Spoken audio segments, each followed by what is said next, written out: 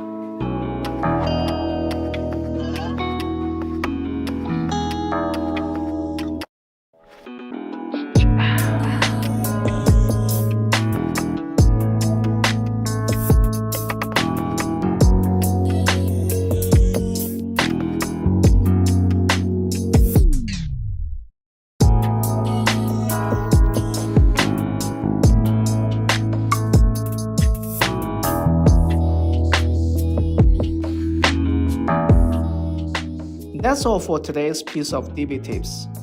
Stay tuned and see you next time.